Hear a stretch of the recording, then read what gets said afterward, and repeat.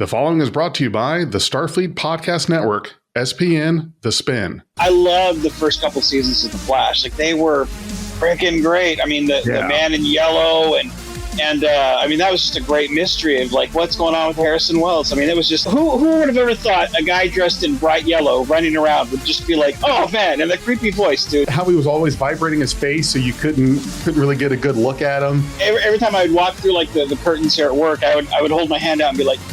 People like, let me do the hand thing. Yeah. They're like, what are you doing? I'm like, hey, don't bug me. I'm Reverse Flash, you know. Yeah.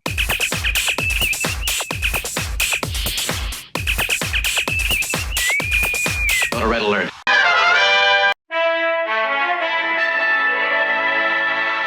Hey everyone, for those of you first timers, I'm Linda Park, the host of Picture News CC Citizen webcast. It's been 1 month since the horrific storm that gave many of our citizens incredible powers, and the speedster sightings are at an all-time high. Many are using their new powers to wreak havoc on Central City, but not all of them are bad. It seems a few have teamed up with our hero, the Flash.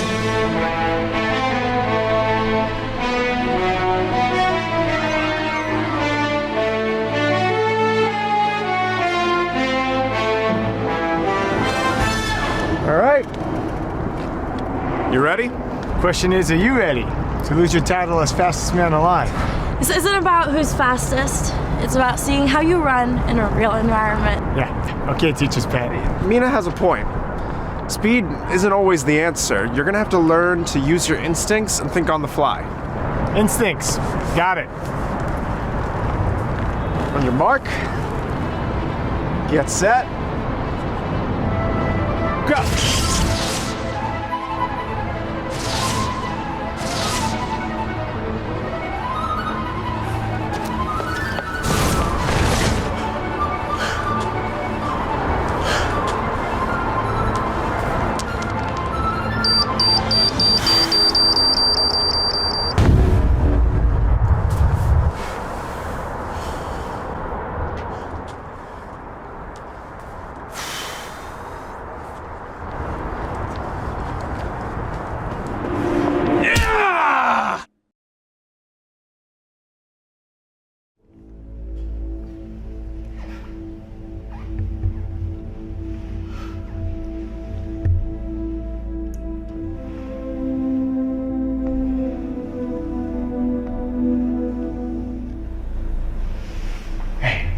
What's your name, kid?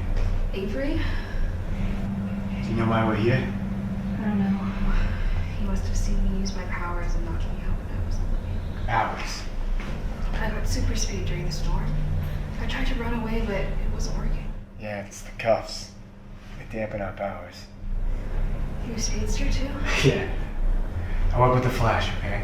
Don't worry, he's coming to help us. Oh, I'm counting on you.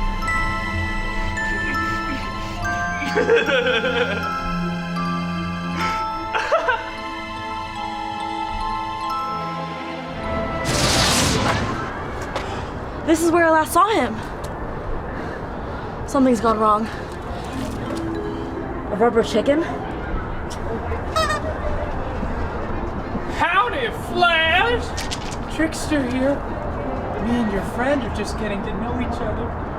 Why don't you come join us?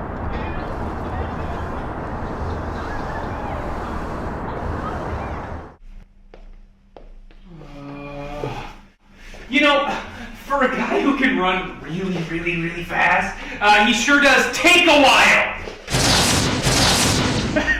Hello, Speedy. Flash, don't use your speed. What? Why not? Oh, well, you could, but it would be very bad. Thanks to my brand new toy from Mercury Labs, featuring a state-of-the-art cloaking device, Pete the Shiplap. What is that? Well, you can think of it like a big old bottle of sody pop, and you two are the Mentos. You see, that bomb is set to go off in 1 hour, but if it senses an itty bit of electricity from, say, that lightning you produce when you run, it'll boom immediately and reach a 20-block radius. Turn it off. Oh, I can't. It can only be done remotely. Oh, no. You see, You are gonna let me leave, or else I press this and give myself such a shock. The bomb will go off. Toodles. And hey, don't forget, have fun. What are we gonna do? I'm gonna go clear the streets just in case this goes south. You find a way to free those two. You know how to get these off? I'm not sure. These are pretty advanced. Well, what are you gonna do? I don't know. Give me a second to think. Hey, it's okay. I think I have an idea. It's a bit risky. What is it? I'm gonna try and pull your hand through the cuffs. What? In theory, if I vibrate my hands at the frequency of air, I should be able to pass them through an object with whatever I'm holding on to. Is that gonna work? I guess it's two hands for a reason. I don't get it.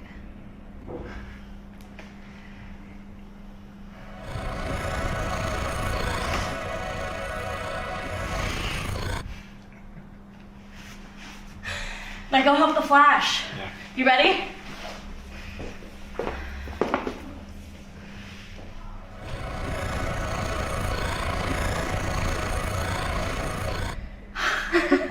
Oh my god, thank you! Let's get you to safety. No, I want to help.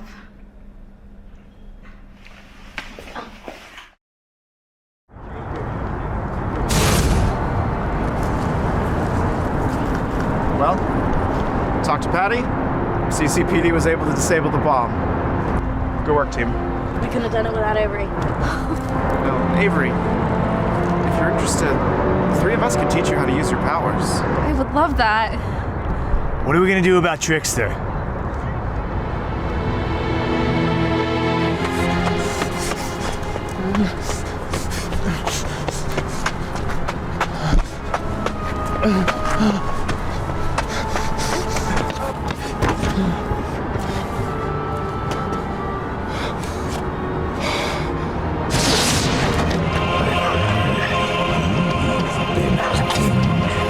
Speedsters.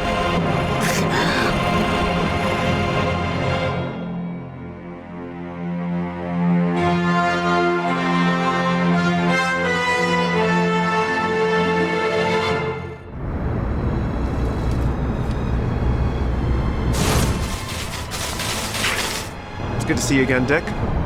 Barry? Where's Bruce? Thank you for coming. Oh, jeez. We found out the identity of the trickster.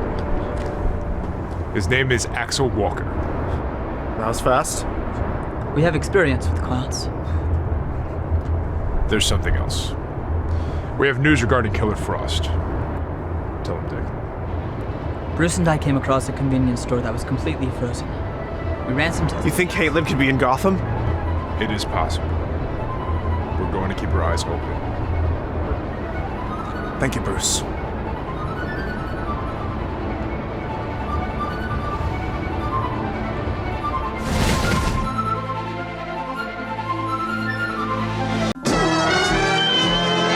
Ben, thank you for joining me on Critical Not Cynical. We're going to talk about something new and something different, which is not a Star Trek fan film, but a Flash fan film. It's called Test Run. And this is the first fan film that I've seen that was, well, not the first one in the DC universe. There's Batman fan films I've seen, of course, Star Trek, Star Wars. But The Flash, that's different. What gave you the idea of wanting to do a fan film of The Flash and not something easy like Batman or Superman or anything like that? Well, first off, thank you for having me. It's really awesome being on here on this podcast. And with The Flash, yeah, it's definitely not an easier character like Batman. It requires a lot more special effects and a lot more coordination. But what I love about the character of The Flash is, yes, he deals with these larger than life situations, telekinetic gorillas and saving the multiverse and stuff, but he's very grounded and very down to earth. So I really wanted to explore that with the character, and specifically in Test Run, explore the larger Flash family because he has such a extensive amount of team members in the comics. So I wanted to explore some of the ones that we haven't really seen so far in the movies or the TV shows. I wanted to explore Mina Dawin and August Hart. Right. So how difficult was it to put this film together and to do the effects? That was one of the things I thought when I first saw it was, wow, you guys didn't really try to cheat the effects, and it really, there was an effort put in there to make it look like the Flash. I appreciate that. Yeah, it was a lot of trial and error in the sense of our VFX guy. He was never on set. We only communicated like through Instagram and email remotely. So he wasn't there to say, hey, you need to set this shot up like this way and do this. So I had sent him the script. He said, yeah, all these effects, at least on paper, seem manageable. And he described a little bit of what we needed to do, but really it was just, we would like, and specifically in the scene in the beginning where they're about to start the race, we filmed that at a couple different angles just to give him options. We had one where the camera was facing us in the front and we had the cameraman like run backwards as we ran forward. We did it from the side, we did it from the back. So just really providing a lot of options for our VFX guy to work with. And the great thing that he did, there were some moments in the movie where he said, oh, this shot isn't going to work for Barry running in. Specifically, at the end scene, spoilers if you haven't seen it, but the scene in Gotham, the way we were positioned, our VFX guy said, and it's Sin Sky Edits who does our VFX. Incredible. Check them out on Instagram. But he said the way that Bruce Wayne and Dick Grayson were positioned, they would just get blurred out. So what he did instead was we didn't see Barry running in, but we heard the sound and we saw a little bit of the remnants of lightning still around him. So what was incredible about working with Sin Sky Edits was that even if he was not able to do exactly what we had pictured, he made something work. Right. Which was incredible. Right. And it was a pretty good job that he did on that was accomplished with those effects. So would you say that you are, when it comes to the DC universe, are you a Flash fan, or are you more like you like the other characters? Is just that this was a character you wanted to tackle in a fan film? Who's your favorite DC character? Well, definitely the Flash, Barry Allen. I admittedly, for the longest time, was more of a Marvel fan. But really when the show on the CW starring Grant Gustin came out, I had watched it. And I had previously been watching Arrow, which I was enjoying. But really, I loved the TV show of The Flash, which he soon became my favorite DC character. And I wanted to explore a little more of the DC universe. So he's definitely my favorite, but I do love the universe as a whole. I love Green Arrow, Supergirl, Martian Manhunter, all of them. Mine has always been Batman. Yeah. It's kind of funny that Batman seems to be a big favorite, especially amongst kids, because the guy is a little bit on the violent side. So everyone wants to be Batman, but he beats up people for a living. Yeah.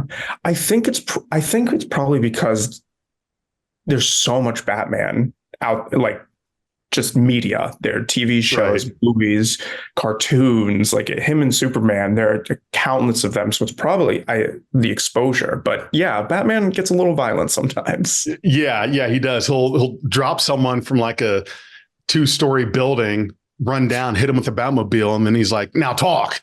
Yeah. As he's just like, all the bones are broken. He won't kill you, but he'll beat you up pretty badly. Right. And The Flash, I think, was a very good show. For me personally, when it went 8 seasons, right? 9 seasons. It was 9. Wow. Geez. Yeah. That was a lot. I thought it was a good show, but to be perfectly honest with you, I felt like maybe it went a little long. I had mixed feelings about it because it kind of seemed like I was surprised Smallville went as long as it did. That was 11 seasons, and The Flash went 9. Arrow probably could have gone just as long, but to me, it just seemed like with a character like The Flash, how many seasons did he have to go up against somebody that was faster than him? That was starting to get a little old. Like, okay, when is The Flash ever going to be actually the fastest man alive? The villain of that season's thinking, I don't know. The faster villain. Yeah. And they did try that, actually. They did try in season 4, I think it was the first non-speedster villain. And was that DeVoe that season? Yeah, DeVoe, who was pretty good. And but I think for the most part, unfortunately, and nothing against any of the actors, all of the actors were great, but I don't know if it was the writing or the storylines they chose, but for some reason, the non-speedster villains were not as engaging. The exception being Bloodwork, who was in the first part of season 6, who was absolutely incredible. Yeah, but we just kept, I think especially the actors for Tom Cavanaugh and Matt Lesher for Reverse Flash, and then Teddy Sears for Zoom, they were just so engaging, and it was so personal and intense, and it's hard to follow up. I really like Teddy Sears as Zoom. He was good. Yeah. At first, I was generally okay with Tom Cavanaugh. He got overused. I honestly think that the actor who played Reverse Flash, I can't remember his name, but Matt Lesher. Right, that's right, Matt Lesher. Yeah. I kind of felt like he was being robbed. Like, he is actually Reverse Flash. He is Eobard Thawne. The likeness of the Tom Cavanaugh, Harrison Wells was just a likeness that Eobard adopted when he was stuck back in time. And I just kind of felt like, if you're going to use Reverse Flash, then you should be using I'm sorry, the guy's name again. Matt Lesher. Yeah. Right. You should be using Matt Lesher. I get that. Yes, Matt Lesher's a good actor. Tom Cavanaugh's a good actor. But I never quite understood that, because Matt Lesher played Reverse Flash in Legends of Tomorrow. I wanted to say Guardians of the Galaxy. Yes, Legends of Tomorrow. Similar vibes. They're both the comedic kind of. I've watched all this stuff. I promise you, my brain is just fried. From the week. So that was the thing that was confusing, is they go ahead and use him there, and on occasion he was, but why did they keep bringing in Tom Cavanaugh? It just, in a way, I kind of understood it, that maybe he was a bigger name actor or something, but it just seemed to be that it didn't seem right. I think it was, because he was already a season regular and he was playing the various Harrison Wells, so it was probably to save a little money. It's always the money. Yeah. And initially I would think, maybe it's the chemistry, because with Grant Gustin and Tom Cavanaugh, they had that whole first season to build that chemistry. And even though it wasn't revealed to the end that he was Thawne, there's all that history built up there. But going back and rewatching some episodes, the ones with Matt Lesher, I think Grant Gustin is a good enough actor that it's consistent. The intensity he feels when he's acting with Tom Cavanaugh, and all those stakes and that history are still there with Matt Lesher. Yes, me personally, I didn't feel that there was a disconnect between Grant Gustin acting against Matt Lesher or Tom Cavanaugh. Yeah. For whichever one's playing the character, because at the end of the day, same character, it's just being played by two different guys. One is the actual guy. The other one is the guy, but the likeness of someone else. Yeah. And that's why I always kind of thought, they should, they should decide on one and stick with it. But hey, that's just my opinion on that. Show business. Yeah. Yeah, exactly. I think that the thing that's also pretty commendable about The Flash is that it was on during the time where we still had 20 plus episode seasons of a show. Yeah. And that's got to be tough, because now when you're watching a streaming series, we talk about, of course, Star Trek is usually what we're podcasting about. Mm-hmm. You're dealing with 10 episode seasons. You know, some of the earlier seasons, for example, of Discovery, mm-hmm. were between 12 and 14, something like that. But still, you're talking 15 and less episodes. 10 seems to be kind of the more common. Yeah, like 10 or 8. I don't know if it's just the need to push out so much content so quickly that the shorter seasons. But yeah, I've noticed that most streaming shows are that 8 to 10 episode count. Yeah. And I'm the person that sat there in just about every episode of The Flash and asked myself, don't these people have day jobs? They do. Yeah. We know they do. Why aren't they working? Why are they always at, like, you know, their HQ trying to track down somebody? And like how are they paying the rent on that place anyway? Yes. Because isn't that a shame? You could be The Flash. You could be freaking Superman, the guy that's the most powerful being in the galaxy, and he's still got to pay rent. He has to work a job. He's a reporter. Exactly. Which is what I really appreciate. I think like good Superman content, good Flash content, like any of these superheroes, especially the ones with like superpowers and just like these out of this world abilities. I think the best ones are ones that show them being regular humans, right? And just dealing with what everyone else has to do, which was really important to me, honestly, when creating Test Run and then this next script, Pursuit of Justice. I really wanted, yes, it's speedsters versus speedsters, but really it's, when it comes down to it, it's Barry dealing with a lot of real life issues. Was it, so Pursuit of Justice, how far along are you on that? Is there the anticipated release time on that one? So we're in pre-production still. Okay. We actually yesterday we just had our full first table read, which was really exciting. It was really exciting hearing all the actors talk about what their thoughts are on the characters specifically, and just hearing the lines in their own voice. It really inspired a lot of fun new ideas. But right now we're currently crowdfunding on Indiegogo. So that will sort of determine the timeline of when we want to film, which we're thinking hopefully in the fall, and then release in spring of next year. But yeah, we're still currently in that crowdfunding. Are your actors all local? Yeah, they're all New York local actors. There are a couple actors who were in Test Run, Linda Park, and then the voice actor for Godspeed, who are not local. But Linda Park there's not going to be any in-person scenes. It's all news recordings. And then Godspeed is just voiceover. But everyone else is New York based. It's really funny, actually. I had, when I was first had the concept of this movie, I was still in college, and I was in California for the summer. Right. And we had actually casted the movie, which unfortunately, because of scheduling conflicts, fell through. But when I decided to start this film up again, the actress who plays Mina, who I had casted in the California version, had moved to New York at that point. So I was like, hey, if you want the role, it's yours. Was it difficult to find people to cast for the roles in this film?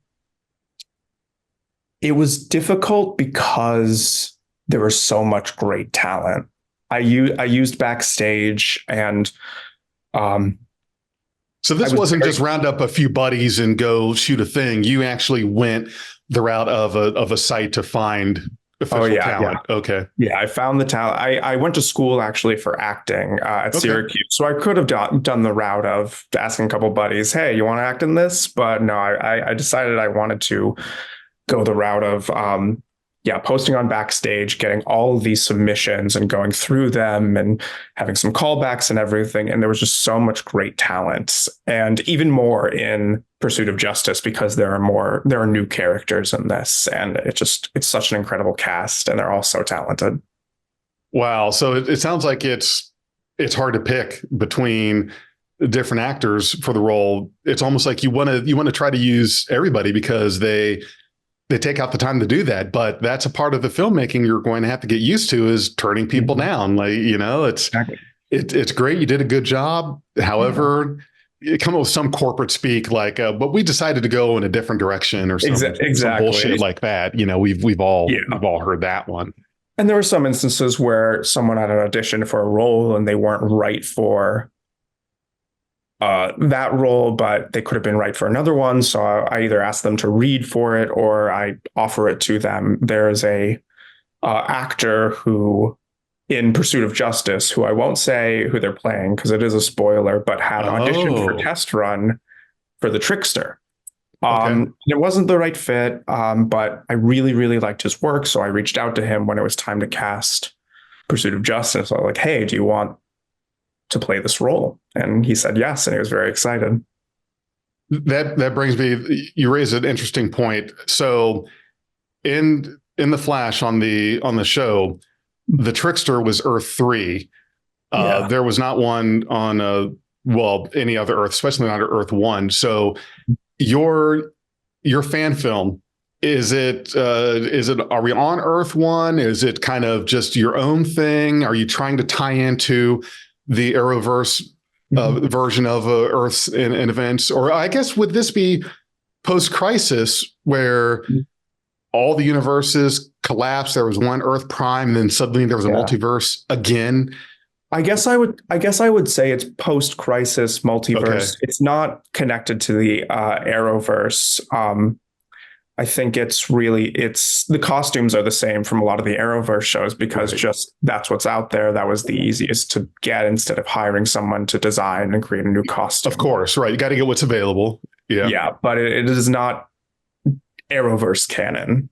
Okay, so this is not Arrowverse canon. It's a Flash fan film, but that doesn't mean that it's part of the Arrowverse. Okay.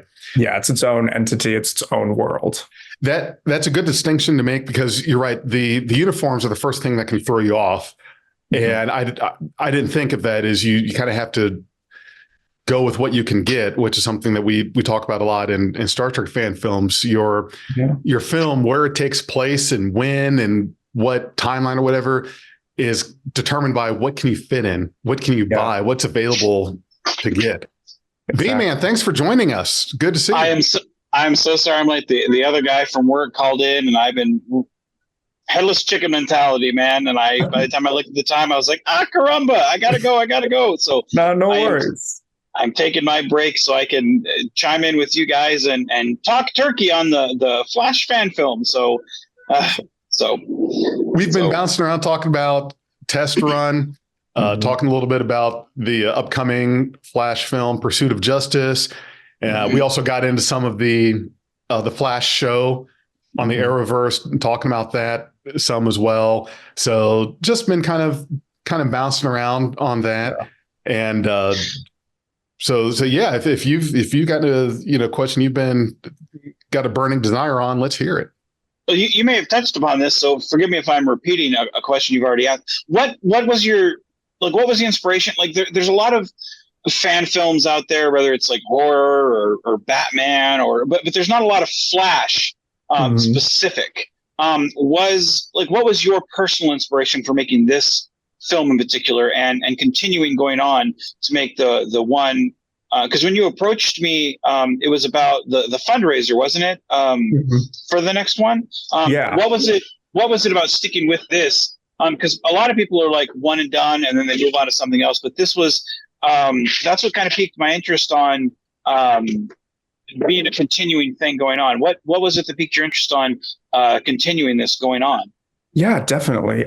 So Pursuit of Justice was actually the initial project that I wanted to make. That's what I was pitching to directors and producers, and to sort of backtrack a little bit. The reason I chose the Flash, saying earlier, it's my favorite DC character because he deals with like these telepathic gorillas and other speedsters and with the multiverse, but he is very grounded and deals with a lot of personal, real human issues, which I really wanted to convey. And I wrote a lot of that in Pursuit of Justice. So that's what I was pitching to directors and producers. And so I'm primarily an actor. That's what I went to college for. And so this was my first time writing and wanting to create a film. And a lot of directors and a lot of producers were like, you are not going to be able to make this.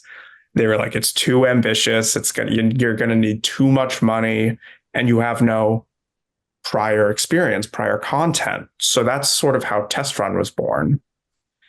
They, a lot of the advice they were saying was like, cut down Pursuit of Justice, like cut it down to a smaller film. And to be honest, I didn't really want to do that. I thought I didn't want to sacrifice too much of the story. So I was like, what can I do? And it's like, let's make a prologue, which is what Test Run is. And Test Run, it's a very simple story. It's about this race going wrong, but it introduces you to our three main speedsters, Barry Allen, Mina Dalwin, and August Hart. So we want to start introducing those characters, our versions, and what those dynamics are.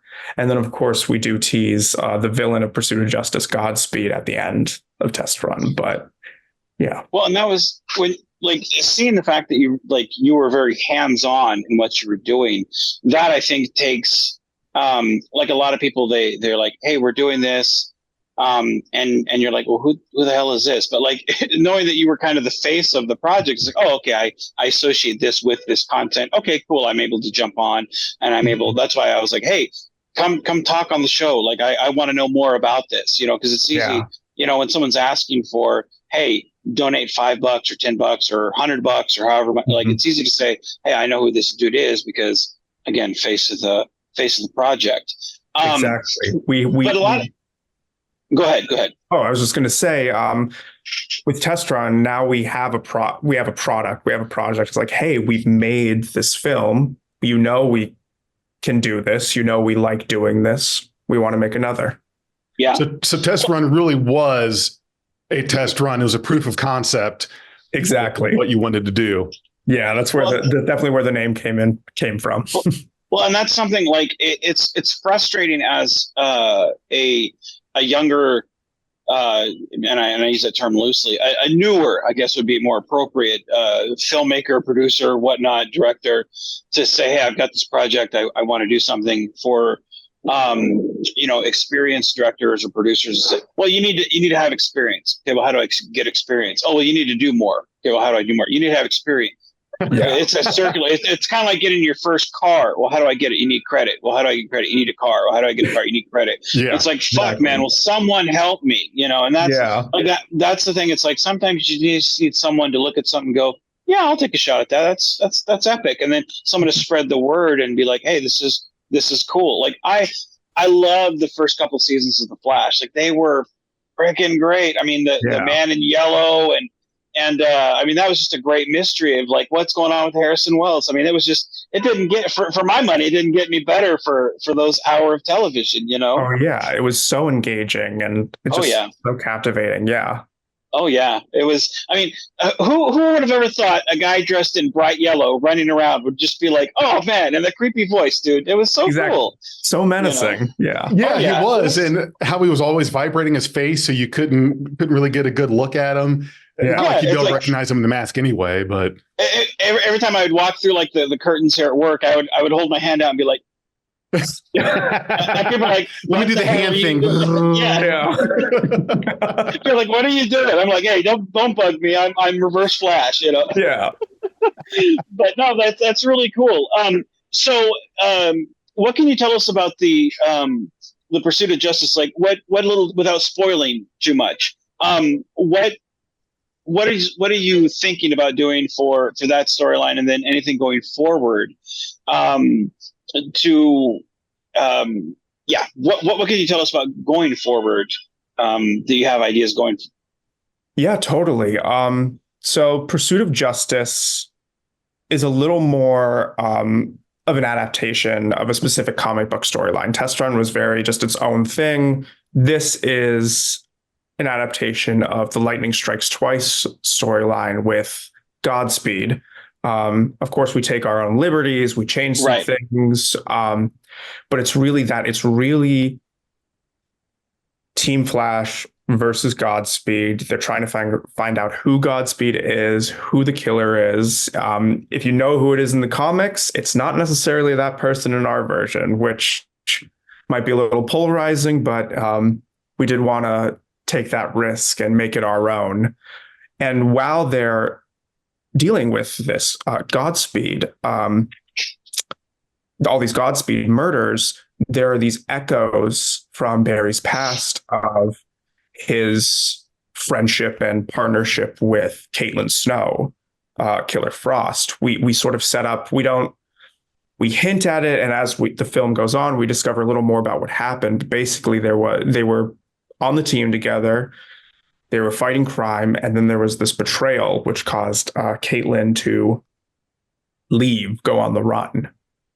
And now Barry, while he's training these new speedsters from the Speed Force Storm, he's seeing little hints of that, particularly in August Hart. He's seeing some of that aggression, and it's like, how do I prevent this person from becoming what Caitlin became?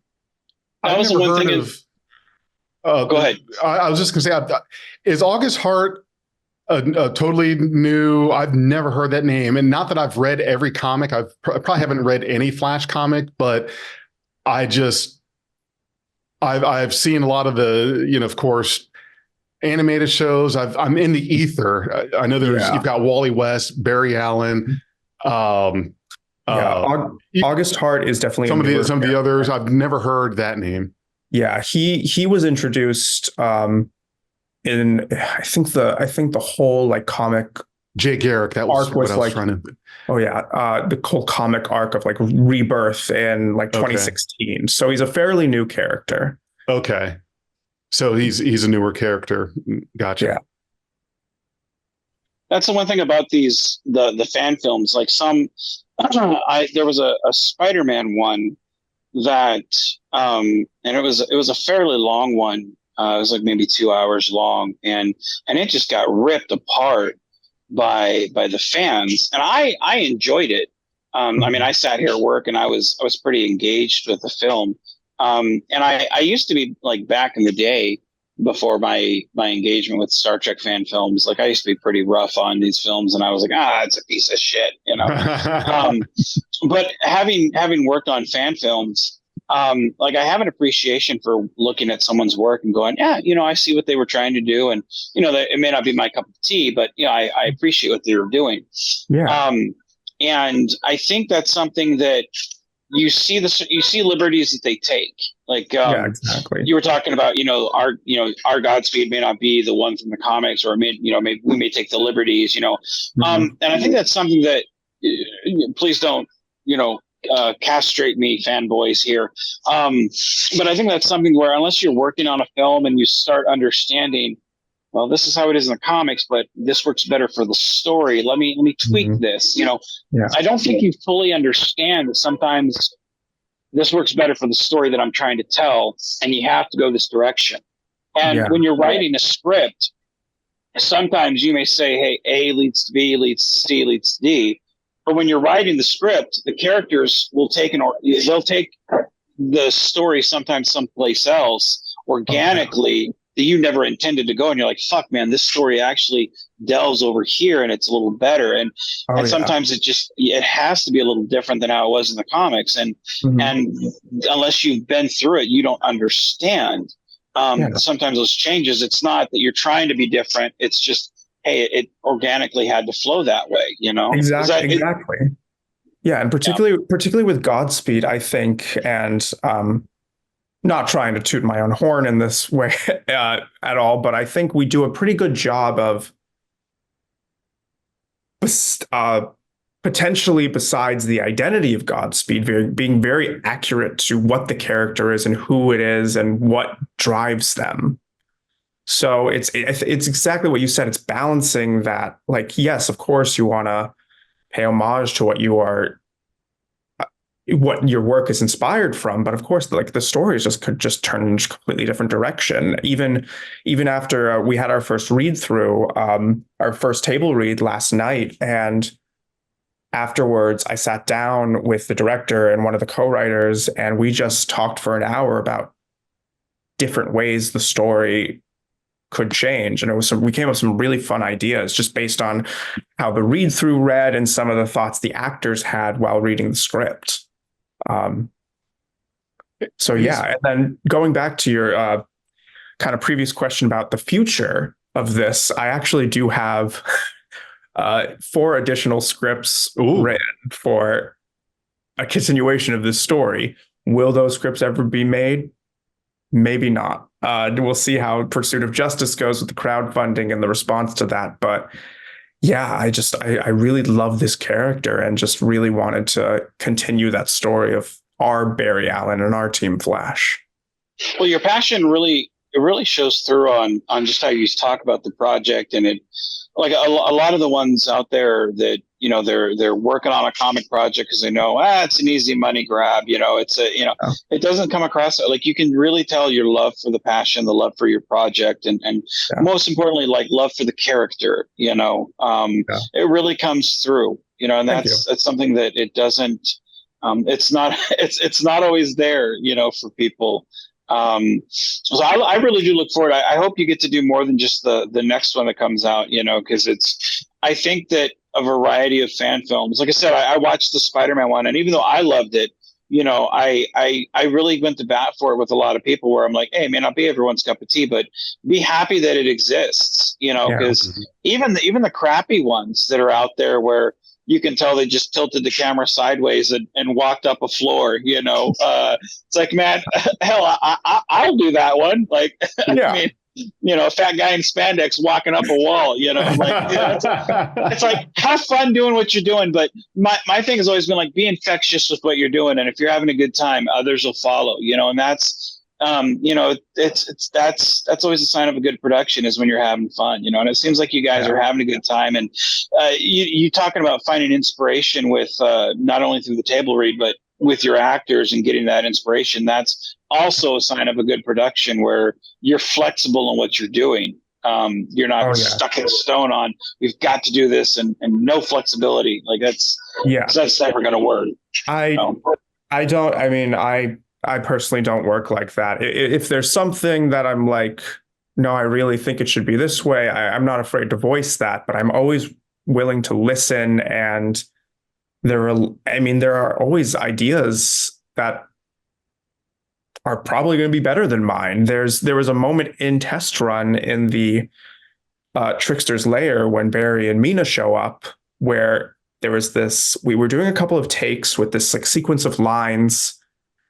And then I was just like, stop, guys, like, how is this feeling? And they were like, no, they were like, it's a little awkward. So we sat down and we tried to like rearrange, reword some things, and just because we want to, I think such an important part of dialogue and just working with other actors in general is like, you want them to feel comfortable with what they're doing and what they're saying. So I'm also of the impression of like, if there are a couple words that they miss or change a little bit, as long as the point gets across, as long as it sounds natural in their voice.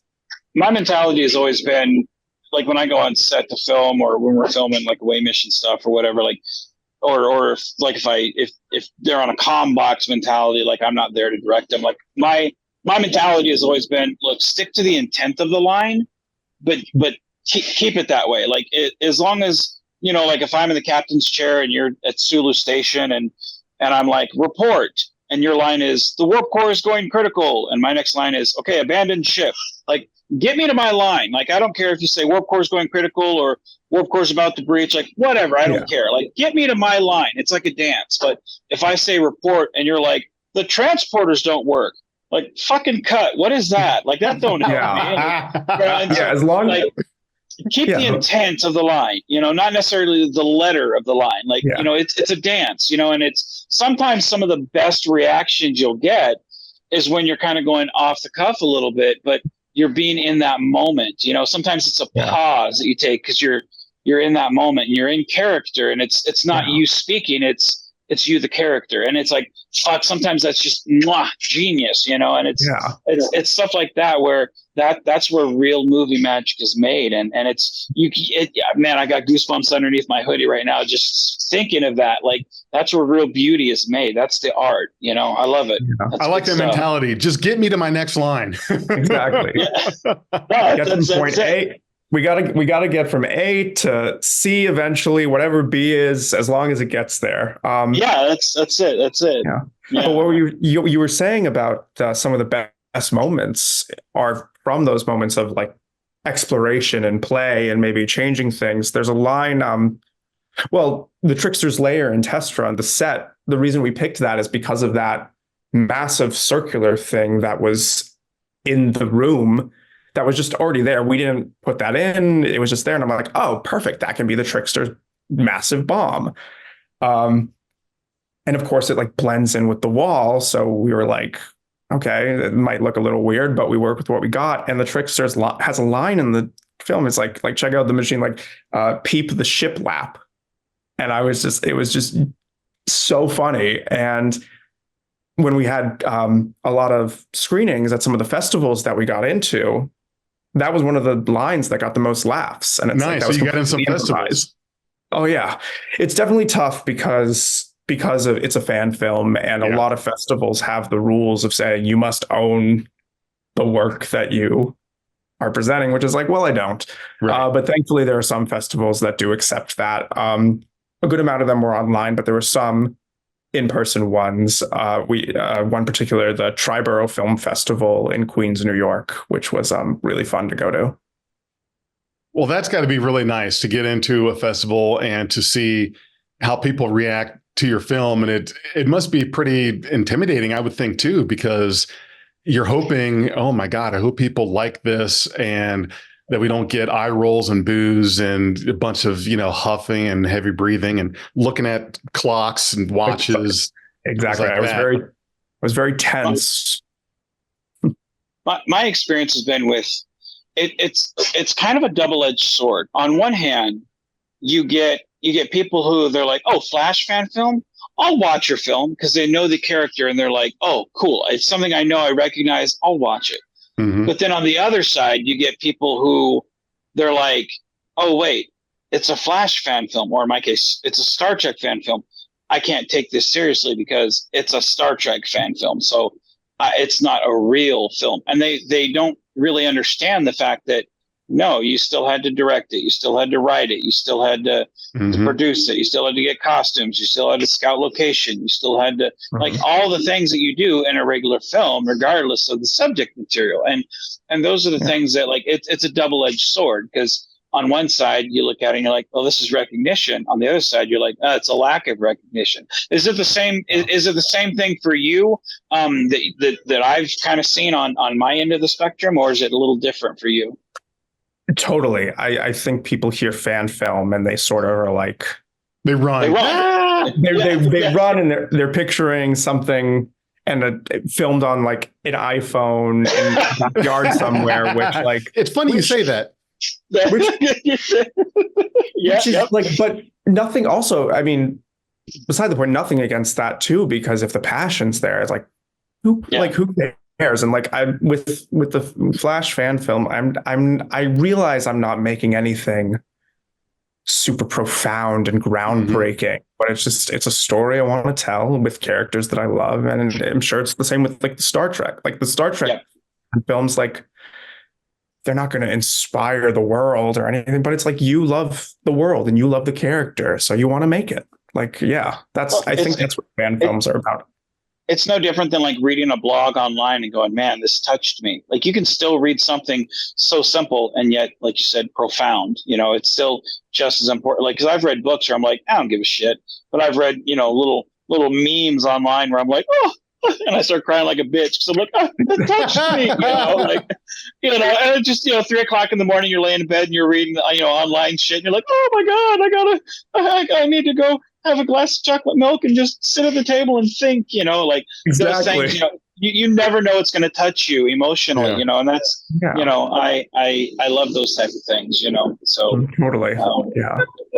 But gentlemen, I got to get up. My break just got done over with, so I do have to go. I think this would be a good time to wrap up, because I've told Ben earlier, hopefully make this a quick one so we can enjoy our Friday nights. But Ben, thank you so much for joining the show and talking to us about Test Run and talking about Pursuit of Justice. That's going to be coming up. Vance, thank you so much for getting this arranged and getting Ben on the show with us. Oh, absolutely.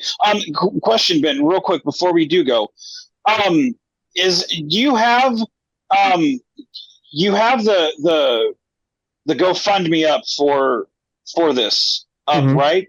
Yeah, it's on Indiegogo. Okay, we're gonna go ahead. I'm sorry. I was just gonna say, if you look up The Flash: Pursuit of Justice, you should be able to find it on Indiegogo.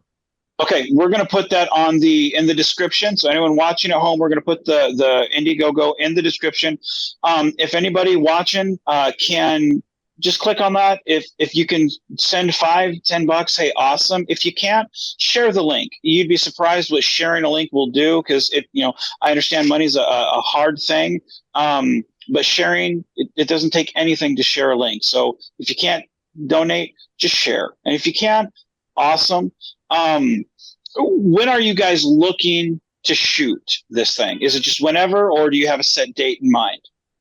Ideally, we're hoping in the fall, but of course, that depends how crowdfunding goes. I mean, the script, we are doing some revisions, but it's mostly finished. Everyone's cast. We have the team location scouting already, just so we're all prepared for when we do hit that number, we can hit the ball running. Okay. If you don't mind, when you guys are filming a little bit, would you mind doing a couple of maybe 10 or 15 second things, showing us a couple behind the scenes so we can show our audience, and then when we're doing a show or something, we can splash that on and then put your link back on, just to kind of keep our audience, back in their mind. Because again, I'd love to have you back on when you have your next film, but I'd love to have you back on just to shoot the shit with you and maybe play this film again and get it back in their head. Because you've been such a great guest, and you seem pretty personal. I'd love to harass our audience on your behalf. So. Thank you. I appreciate it. And I'd love to come back. And again, thank you so much for having me on. This was awesome. It was awesome talking to you guys. And for the audience out there, if you can donate, that's great. We would really appreciate it. If you can't, just share the link. Anything you do helps. And you can also follow us on Instagram at FlashFanFilm for any updates. Awesome. Well, I'll have you send me those links personally. I'll forward those to Jefferson. We'll get that in the description. And sounds like a plan, man. All right, awesome. Great. Thank you so much for coming. Appreciate it. Of course. Have a good one, you guys. All right, take care. Live long and prosper. If you enjoyed this podcast, you can support us at patreon.com/BeyondTrek. We are Beyond Trek Podcast. Lower your inhibitions and surrender your years. We will add inspirational and hilarious Trek content to your day. Your attention will adapt to subscribe to us. Resistance is futile.